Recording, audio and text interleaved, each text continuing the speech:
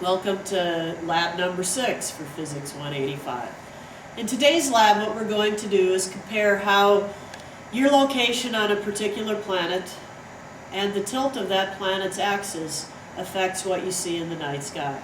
So for example, if you live in the northern hemisphere, you notice that seasons are pretty pronounced. During the summer, the sun is quite high in the sky, and during the winter, the sun is quite low. And in fact, the sun reaches its highest point in the sky at the summer solstice. And during that time of the year, you notice there are a lot of hours of daylight. And in the winter, the sun actually reaches its lowest point in the sky during the winter solstice. And at that point of time, you know that there aren't very many hours of daylight in the sky.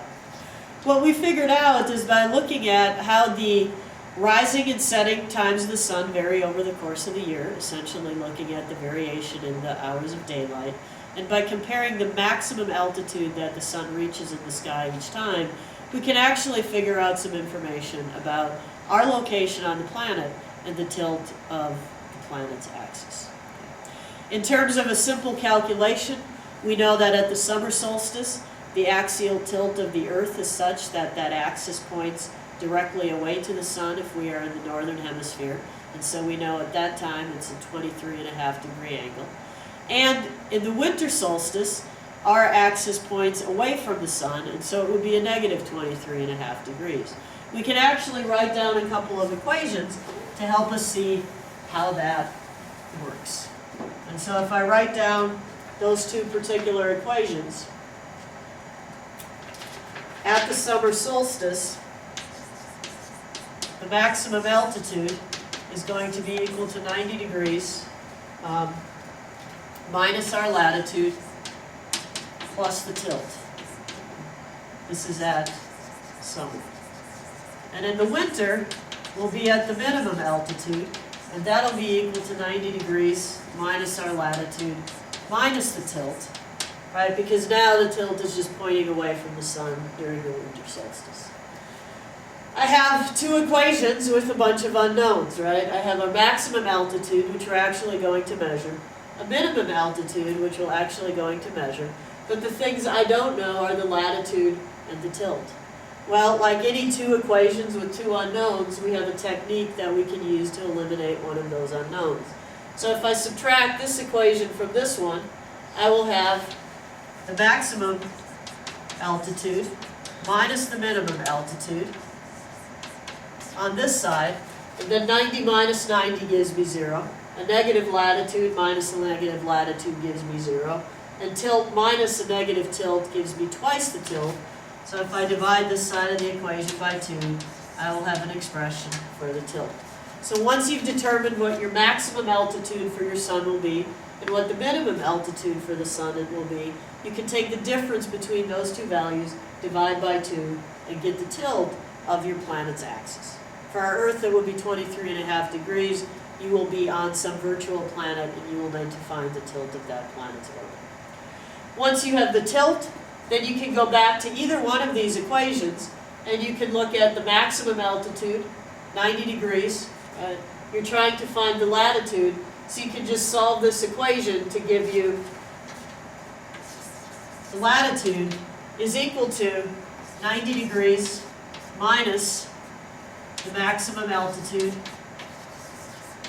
plus the tilt. And if I've solved this equation right, I added latitude to both sides of the equation and then subtracted the maximum altitude from both sides. And so I can find the latitude by just taking 90 degrees, subtracting the maximum altitude, and adding the tilt that you found in the previous part. So now you've determined your latitude, your location on the planet, and you've also determined the tilt of your planet's axis. The last thing that you'll want to determine here is actually the length of your day. So let's go ahead and go to the program to see what the simulation will look like and what type of information you will be collecting. For this particular program, you're not actually making any measurements on the sky, but what you are doing is relying on records that have been kept by others in your civilization to determine this information. So for example, you inquire to the archive on a particular day And let's say I want to find out when the day when we first started collecting records, which would be day 0, and I will ask the program to tell me what the information was on that particular day. It tells me that on day 0, the sun rose at 6:01 a.m. and set at 21:05. So on this particular timekeeping, these are the days of sunrise and sunset. To find the length of the day, you'll need to find the difference between these two numbers. And in this case, it's actually not too bad because I can do 5 minutes subtracting 1 minute, so that is easy. But sometimes it's difficult to remember to carry the 60 and so we have a spreadsheet that will help us do these calculations for you. So for example, if I enter the sunrise time in here in terms of hours and minutes, and so for this particular lab, I was told that on this day the sun rose at 6 hours and 1 minute and set at 21 hours and 5 minutes.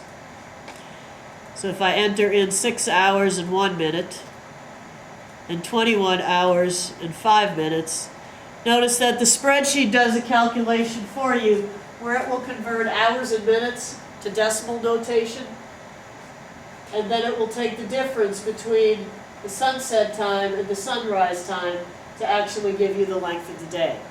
You can also enter your altitude for this particular measurement. For day 0 from this particular data file, the altitude was 59 degrees. And so I would enter 59 degrees into this particular cell.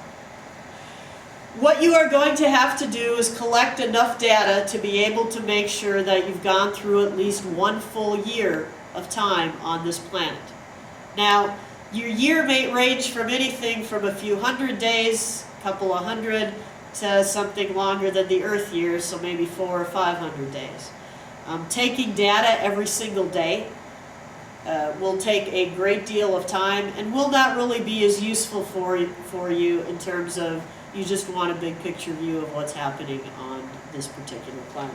So what we are going to do is we are going to query the archive approximately every 10 days.